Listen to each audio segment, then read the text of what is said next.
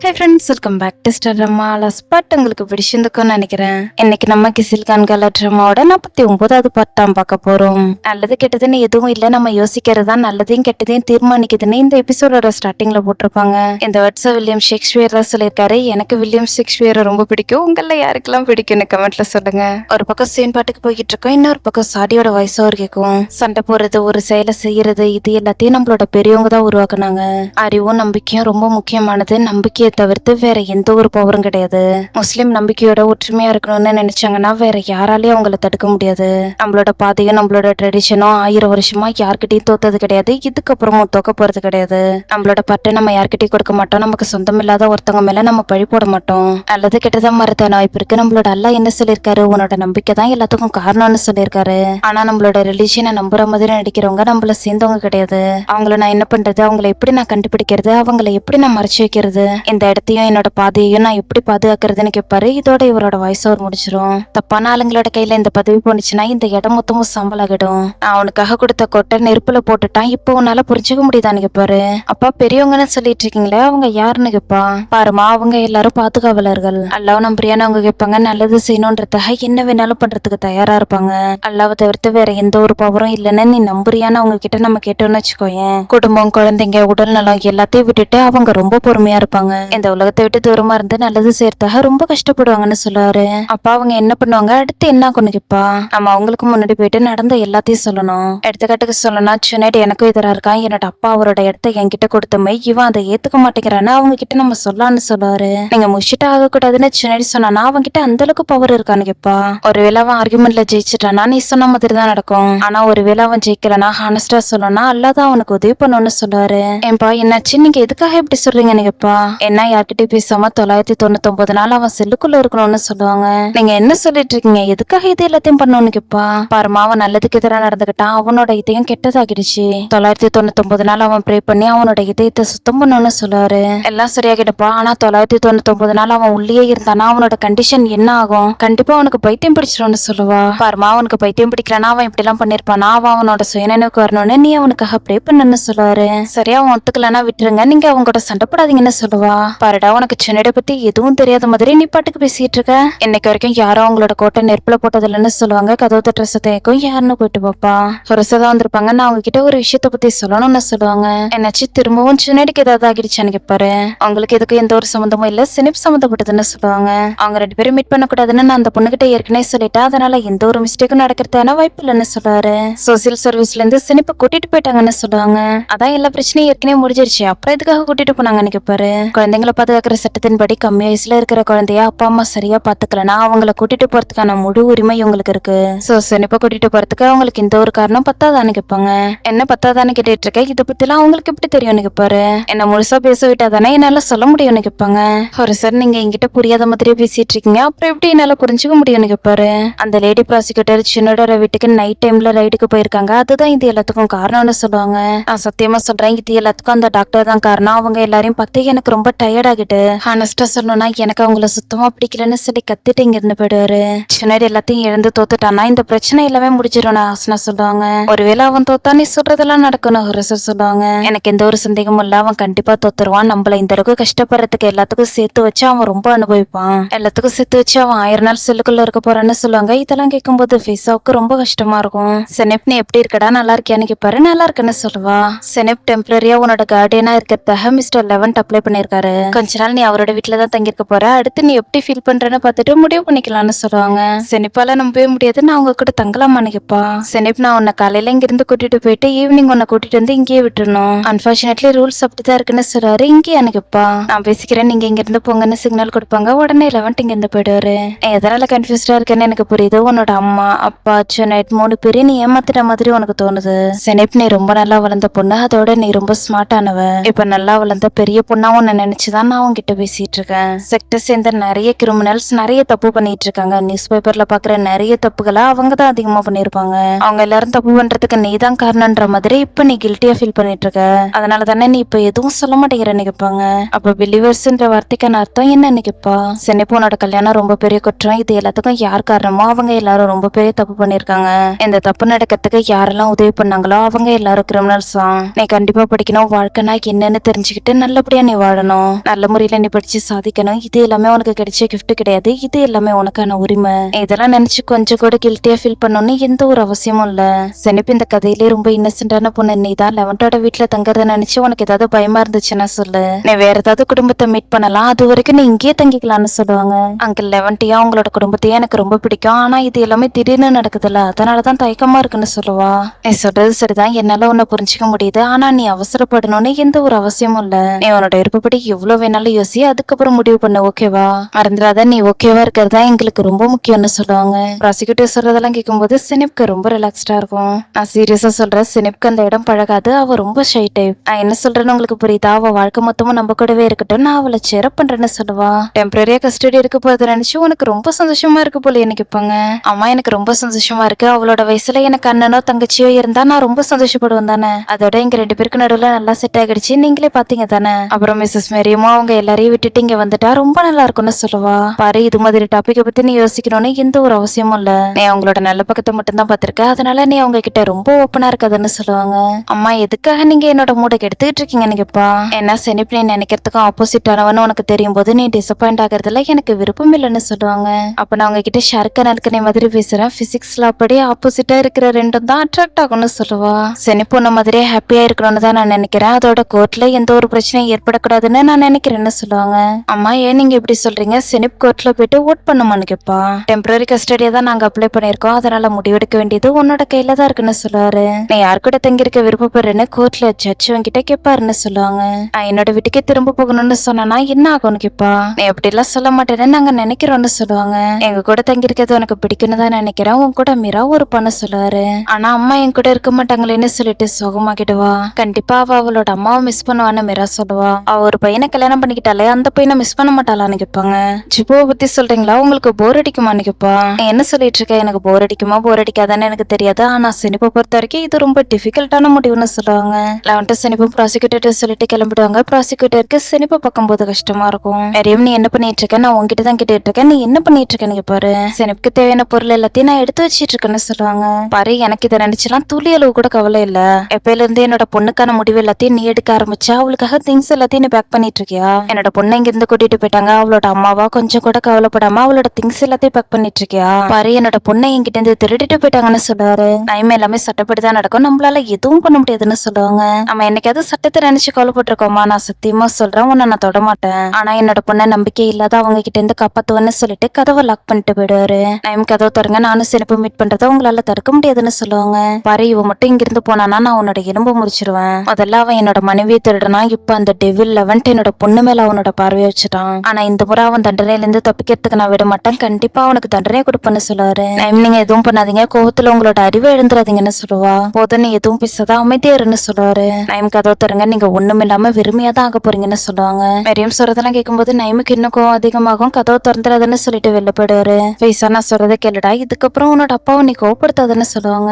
அம்மா, ஏற்கனவே சிச்சுவேஷன் கண்ட்ரோல்ல இல்ல, நீங்க இப்படி எல்லாம் பண்றதால சிச்சுவேஷன் இன்னும் டிஃபிகல்ட்டா ஆகும்னு சொல்லுவா. கோட்டை நெருப்புல போட்டது சுனாயிடு தான், உன்னோட அப்பா கிடையாதுன்னு சொல்லுவாங்க. வாஷிங் மிஷின்ல ஊத்துறதுக்காக லிக்விட் எடுப்பா, அதை பார்த்ததுமே ஷாக் ஆயிடுவாங்க. பைசா, நீ என்ன பண்ணிட்டு இருக்க? நீ உன்னோட அறிவை எழுந்துட்டியா என்ன? இது கலர் ட்ரெஸ் வாஷ் பண்றதுக்காக யூஸ் பண்றது, கருப்பு டப்பால இருக்கு இல்லையா, அதான் கருப்பு ட்ரெஸ் எல்லாத்தையும் வாஷ் பண்றதுக்காக யூஸ் பண்ணணும். அதை விட முக்கியமா இந்த கருப்பு ட்ரெஸ் உன்னோட அப்பா எனக்கு கிஃப்டா கொடுத்தது, ட்ரெஸ்ல உள்ள கலர் போக கூடாதுன்னு தான் நீ இதை வாங்கிட்டு வந்த, இதையே யூஸ் பண்ணணும்னு சொல்லுவாங்க. ஆமாம்மா, நீங்க சொல்றது சரிதான், ஏதோ யோசனையில இருந்ததால நான் மறந்துட்டேன், ட்ரெஸ் பிரைட்டா இருந்தாதான் நல்லா இருக்கும், கலர் ஃபேட் ஆகிடுச்சுன்னா நல்லா இருக்காதுன்னு சொல்லுவா. என்கிட்ட கூடடா, உன்னோட மனசை நீ நல்லபடியா பாத்துக்கோ, உன்னை நீ கெடுத்துக்காதுன்னு சொல்லுவாங்க. அம்மா, சின்னட் செல்லுக்குள்ள போயிட்டானா ரொம்ப கஷ்டப்படுவான்னு சொல்லுவா. எல்லாமே நல்லபடியா நடக்கணும்னு நீ ப்ரே பண்ணி, இந்த லிக்விடோட வாசனை ரொம்ப நல்லா இருக்கு, இந்த துணியெல்லாம் எப்படி சுத்தமாகுதோ அதே மாதிரியே நம்ம முன்னாடி எப்படி இருந்தோமோ அதே மாதிரியே இருக்கணும்னு ப்ரே பண்ணுன்னு சொல்லுவாங்க. சின்ன, நீ எங்க இருக்க? காலையில இருந்து நான் உன்னை தேடிட்டு இருக்கேன், ஃபைனலி நான் உன்னை எப்படியே கண்டுபிடிச்சிட்டேன், உன்னோட ஒய்ஃப் இங்க இருந்து கூட்டிட்டு போயிட்டாங்க, அதை பத்தி நீ எங்க கிட்ட சொல்லவே இல்லையே எனக்கு பாரு, நடந்து முடிச்ச ஒரு விஷயத்துல இருந்தோ இறப்புல இருந்தோ யாராலையும் தப்பிக்க முடியாதுன்னு சொல்லுவான். சின்ன, நீ அப்படிதான் நினைக்கிறியா? அந்த பொண்ணை கொஞ்ச நாளைக்கு மீட் பண்ணாதானே நான் உன்கிட்ட சொன்னா இல்லையா? இப்ப என்ன நடந்துச்சுன்னு பாத்தியா? உன்னை நீயே அழிச்சிட்ட, உன்னை நீயே அவமானப்படுத்திட்டேன்னு சொல்லுவாரு. என்னோட ஒய்ஃபுக்கு நான் ரெஸ்பான்சிபிலிட்டி எடுத்துக்கிறேன், நீங்க ஒன்னும் கவலைப்படாதீங்கன்னு சொல்லுவான். சின்னடி, உன்னோட ஒய்ஃப் இங்க இருந்து கூட்டிட்டு போயிட்டாங்கப்பா, எல்லா கெட்டதுலயுமே ஒரு நல்லது இருக்குன்னு சொல்லுவாங்க. ஹானஸ்டா சொல்லணும்னா நைமியா அவரோட குடும்பத்தையும் இங்க இருந்து மொத்தமா துரத்திடலாம், நடந்து முடிச்சதை யாராலையும் மாத்த முடியாது, நீ சினிப்பை டிவோர்ஸ் பண்ணிட்டுன்னு சொல்லுவாரு. முடிவை நான் எடுத்துக்கிறேன், நீங்க போயிட்டு ஆர்குமெண்ட்டுக்கு ப்ரிப்பேர் ஆகுங்கன்னு சொல்லுவான். ஆமா, முடிவு எடுக்கிறதுக்கு நீ யாரு? முதல்ல நான் கேட்கறதுக்கு பதில் சொல்லு, நான் மட்டும் இங்க இல்லைன்னா சினிப்பு இங்க வந்து வந்திருப்பாளா? சினிப்பு இங்க கூட்டிட்டு வந்தது யாரு? இத்தனை வருஷமா நான் உன்னை வளர்த்திருக்கேன், சினிப்பு இங்க வர வச்சது நான் தான். நான் முடிஞ்சிருச்சுன்னு சொன்னா முடிஞ்சிருச்சு அவ்வளவுதானே சொல்லுவாரு. என்ன முடிய போகுதுன்னு பெரியவங்க முடிவு பண்ணுவாங்கன்னு சொல்லுவான். சொன்னாரு, நீ உன்னோட அறிவை இழந்துட்டியா? பாடிஷாவை பத்தியும் அவரோட நாயை பத்தியும் சொல்லுவாங்களே, அது உனக்கு தெரியுமா? பாடிஷா ஒரு நாயை பாதுகாப்பா கூட்டிட்டு வந்தாரு, அதுக்கு இறக்க குணத்தை காட்டினாரு, அதுக்கு அதிகப்படியான பாசத்தை கட்டி நல்லபடியா வளர்த்தாரு. அந்த விலங்கு என்ன பண்ணிச்சு தெரியுமா? ஈரத்துல கடந்த ஒரு எலும்பு மேல அதோட பார்வையை வச்சுது. அந்த எலும்பு துண்டை எடுக்கிறதுக்காக பாடிஷா கிட்ட இருந்து ஓடி போச்சு. பாடிஷா கிட்ட வேலை பார்த்த ஒருத்தர் இருந்து அந்த நாயை பிடிக்கலான்னு பார்த்தாரு. அதுக்கு பாடிஷா என்ன சொன்னாருன்னு தெரியுமா? போனா போகட்டு விடு, அது ஒரே ஒரு எலும்பு துண்டோட இருக்கட்டும், நான் எந்த அளவு இறக்க குணத்தோட அதை நல்லபடியா பாத்துக்கிட்டேன்னு அப்புறமா தான் அதுக்கு தெரியும்னு சொன்னாரு. அவங்க கிட்ட ஒண்ணு சொல்லட்டுமா? உனக்கும் இதேதான் நடக்க போகுதுன்னு சொல்லுவாரு. மிஸ்டர் டாகர் என்ன தகுதியானவன்னு சொன்னாரு. இந்த உலகத்துல அவர் கொடுத்த காம்ப்ளிமெண்ட் சரியாதான் இருக்கு. அவங்களுக்கு எதிராக இருக்கேன், ஆனா என்ன பொறுத்த வரைக்கும் டாகர் தான் தகுதியானவர். உங்களுக்கு தான் கண்ணு தெரியல. பேராசையாலையும் ஆணவத்தாலையும் உங்களுக்கு கண்ணு தெரியாம போயிடுச்சு. இப்ப உங்ககிட்ட இருந்தே உங்களை நான் தான் காப்பாத்தணும்னு சொல்லுவான். சொன்னாடி, உன்னால என்னையும் காப்பாத்த முடியாது, உன்னையும் காப்பாத்த முடியாது, உன்னால உன்னோட மனைவியை கூட காப்பாத்த முடியல.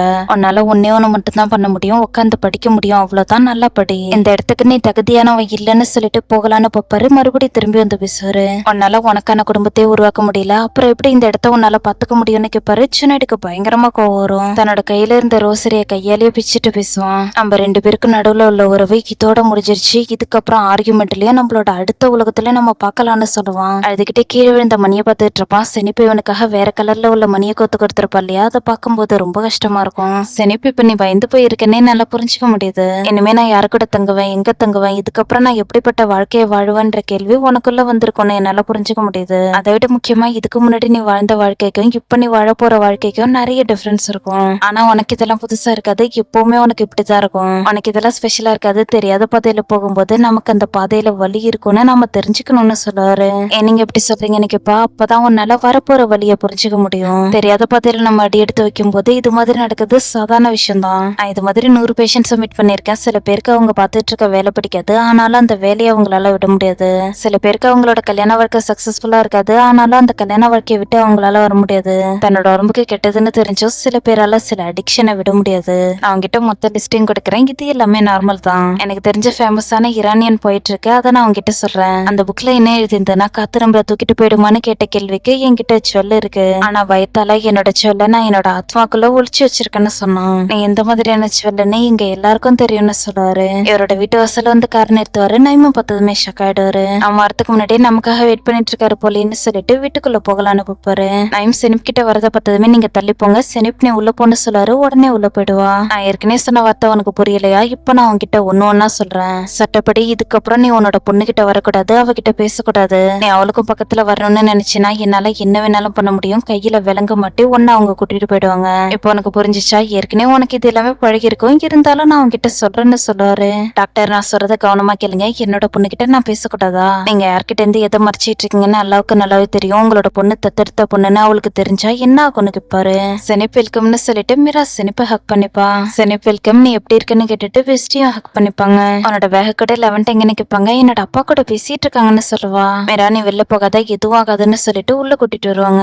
செனிப், நீ ஃபைனலி வந்துட்டே, எனக்கு ரொம்ப சந்தோஷமா இருக்கு. நீ அந்த மோர்டர்ல இருந்து தப்பிச்சு வந்துட்டேன்றத என்னால நம்பவே முடியலன்னு சொல்லுவா. மீரா, நீ என்ன சொல்லிட்டு இருக்க? மோர்டர்னா என்னன்னு கேப்பா. அப்படின்னா கெட்ட இடம்னு அர்த்தம். நான் சொல்றத கவனமா கேளு. இதுக்கப்புறம் நம்ம 2 பேரும் சேர்ந்து டிராமா படம் எல்லாமே பார்க்கலாம். அப்பதான் நான் உன்கிட்ட இதை பத்தி எக்ஸ்பிளைன் பண்ணுன்ற அவசியம் இருக்காது, நீயே எல்லாத்தையும் புரிஞ்சுக்கான்னு சொல்லுவா. இது எல்லாத்தையும் உன்னோட எக்ஸாம் முடிஞ்சதுக்கு அப்புறம் பாத்துக்கலாம். செனிப், நீ ஓகேவா இருக்கியா? உனக்கு ஏதாவது வேணுமான்னு கேட்பாங்க. வேணான்னு சொல்லுவா. சரி, இன்னைக்கு நம்ம 2 பேரும் என்ன பண்ண போறோம்னு கேட்டா எனக்கு தெரியாதுன்னு சொல்லுவா. நம்ம டெலிஷியஸான பிஸாவை ஆர்டர் பண்ணி சாப்பிடலாம். அச்சோ, நான் ஒரு விஷயம் மறந்துட்டேனே. இன்ட்ரெஸ்டிங்கான ஒரு ஆக்டிவிட்டி நான் உனக்காக வச்சிருக்கேன். மேக்ஸ் கொஸ்டின் நிறைய சால்வ் பண்ணணும்னு சொல்லுவா. செனிப், நீ விருப்பப்பட்டினா உன்னோட ஸ்கார்ஃபை கட்டிட்டு இப்ப நீ மொத்தமா ஃப்ரீ ஆகிட்டேன்னு சொல்லுவாங்க. அவனே என்ன கட்டாயப்படுத்தி ஸ்கார்ஃபை போட்டுக்கலாம், ஆனா நீங்க என்ன கட்டாயப்படுத்தி கட்ட சொல்லுவீங்களான்னு கேப்பா. என்னோட தாத்தாவே உனக்கு சப்போர்ட் பண்ணி உன்னை இப்படியே ஏத்துக்கிட்டாரு, நாங்க அப்படிலாம் சொல்ல மாட்டோம், நீ முட்டாள்தனமா எதுவும் யோசிக்காதன்னு சொல்லுவா. ஆமாண்டா, நாங்க அப்படிலாம் சொல்ல மாட்டோம், நீயா விருப்பப்பட்டு கவர் பண்ணிருக்கியா? இல்ல அவங்க உன்னை கட்டாயப்படுத்தி கவர் பண்ண வச்சிருக்காங்களான்னு எனக்கு தெரியாது, அதனாலதான் அப்படி சொல்லிட்டேன். சோ என்ன நீ மன்னிச்சிரு. இந்த வீட்டுல உள்ள யாரோ நீ என்ன ட்ரெஸ் போட்டுக்கிற, என்ன பண்றேன்னு கண்டுக்க மாட்டேன்னு சொல்லுவாங்க.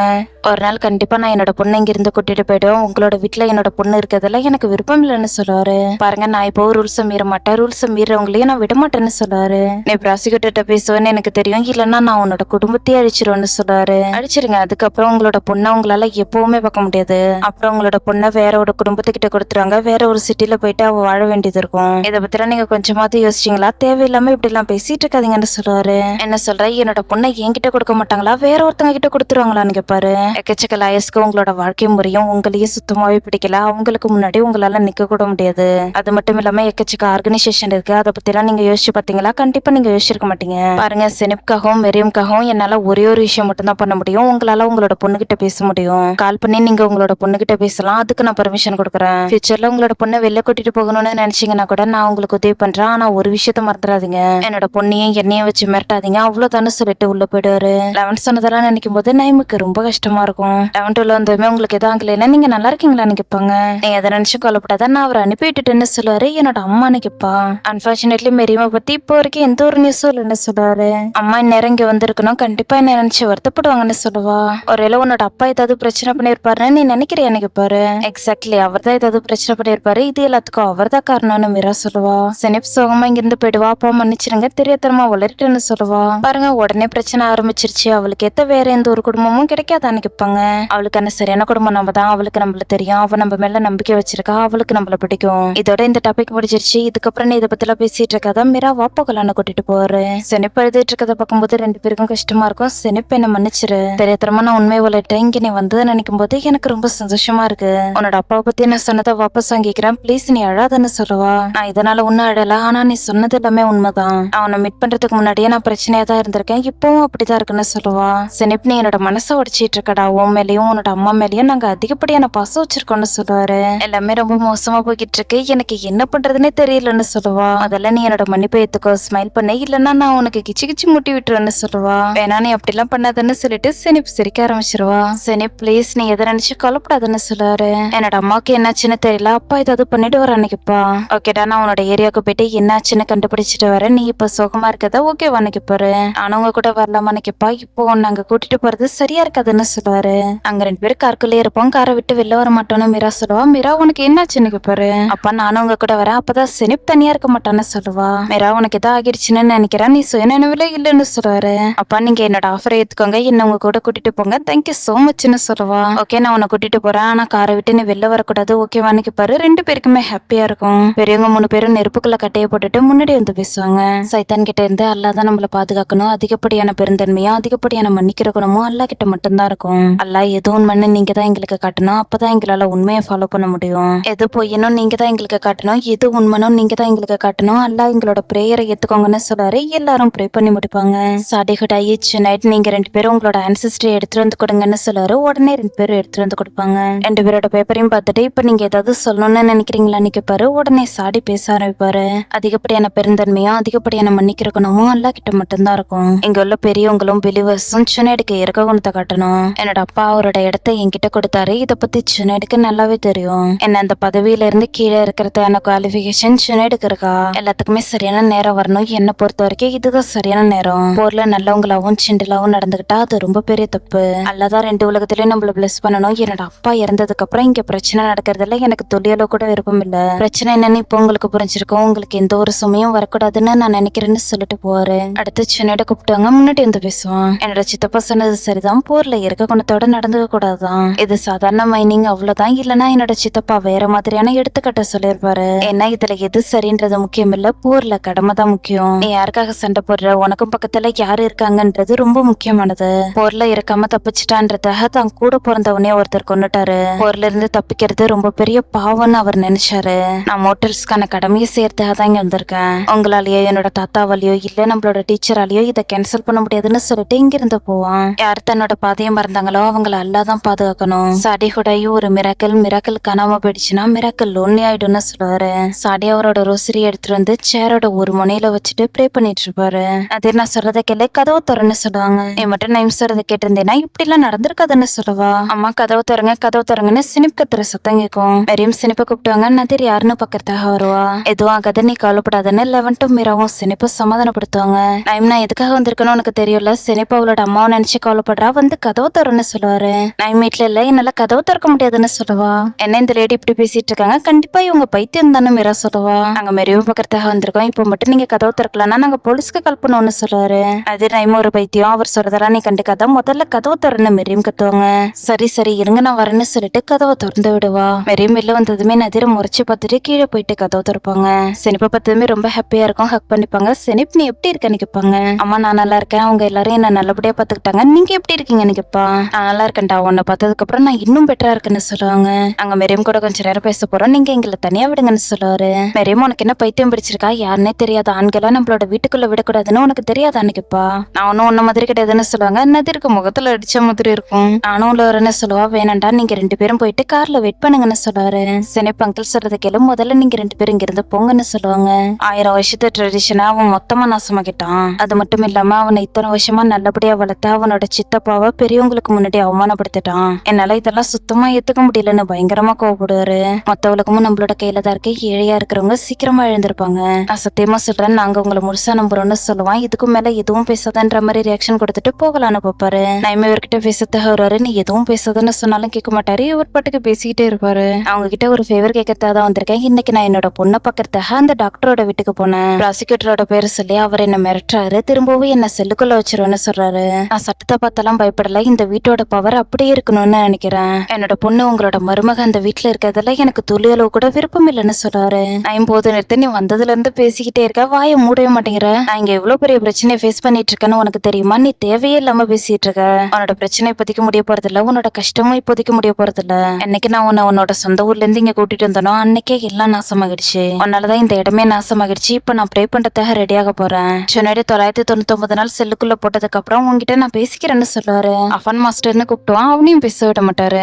எதுவும் பேசாத, எல்லாரும் அவங்களோட இடம் எதுன்னு தெரிஞ்சுக்கிட்டு பேசுங்க. இந்த வீட்டுல எந்த ஒரு பிரச்சனையும் பண்ணக்கூடாதுன்னு சொல்லிட்டு இங்க இருந்து போயிடுவாரு. சாடி அஃபான மதிக்காம இங்க இருந்து போனதை பார்க்கும்போது ஆரிஃப்க்கு ரொம்ப ஹாப்பியா இருக்கும். ஒரு மாதிரி சிரிச்சுக்கிட்டு இங்க இருந்து போவாரு. அஃபான் இதெல்லாம் கண்டுக்க மாட்டான். நைம் வாங்கன்னு கூப்பிட்டுவான். கையை தட்டி விட்டுருவாரு. நைம் இப்படி எல்லாம் பண்ணிட்டு இருக்காதீங்க, வாங்க, உங்களுக்கு என்ன 2 பிரச்சனையா இருக்கு, உங்களுக்கு நிறைய சும்மா இருக்கு, கொஞ்சம் பொறுமையா இருங்க. சிவப்பு கலர் பண்ணி வந்து உங்களோட பொண்ணை காப்பாத்துற வரைக்கும் நம்மளால வெயிட் பண்ண முடியாது. நீங்க என்ன நம்பலையா, சரி விடுங்க, நான் என்னோட லாயர் கிட்ட பேசி இது எல்லாத்தையும் பாத்துக்க சொல்றேன். ஆனா கொஞ்ச நாளைக்கு நீங்க பொறுத்துதான் போகணும், இந்த நாட்கள் கூடிய சீக்கிரம் முடிஞ்சிரும்னு சொல்லுவான். நைம் பேசலான்னு பாப்பாரு. ஆனா அவரால் பேச முடியாது. எதுவா இருந்தாலும் பரவாயில்ல சொல்லுங்க நினைப்பான். அவனோட ஆபீஸ்க்கு வந்து வாங்கிட்டு வரலான்னு நினைச்சேன்னு சொல்லுவாரு. ஓகே ஓகே எனக்கு புரியுதுன்னு சொல்லிட்டு சுத்தி யாராவது இருக்காங்களான்னு பார்ப்பான். அஃபான் பாக்குறான்னு தெரிஞ்சதுமே ஆரிஃப் ஒளிஞ்சுக்குவான். அஃபான் அவனோட துப்பாக்கி எடுத்து கொடுப்பான். இது உன்னோட துப்பாக்கி தான் நினைக்கப்பாரு, என்கிட்ட நிறைய துப்பாக்கி இருக்கு, வாங்கிக்கோங்க, இது உங்களுக்கு நல்லா சுட் ஆகுதுன்னு சொல்லுவான். சொன்னேட் அவனோட ரோசரியை வச்சுட்டான் இல்லையா, இப்ப அதுல உள்ள மணி எல்லாத்தையும் கொத்துட்டு இருப்பான். மிஸ்ஸஸ் சனிப்பம்மா வந்திருக்காங்கன்னு பக்கத்துல சொல்லுவாரு. இங்க நினைப்பான். அவங்களோட அம்மா வீட்டுக்கு வந்திருக்காங்கன்னு சொல்லுவாரு. உடனே சொன்னேட் இங்க இருந்து கிளம்புவான். ஓகே, இதோட இந்த பார்ட் முடியுது. இந்த பார்ட் உங்களுக்கு பிடிச்சிருந்துக்கும்னு நினைக்கிறேன். பிடிச்சிருந்தா மறக்காம லைக் அண்ட் சப்ஸ்கிரைப் பண்ணுங்க. நெக்ஸ்ட் பார்ட்ல நான் உங்களை மீட் பண்றேன். Until then, bye. Thanks for watching.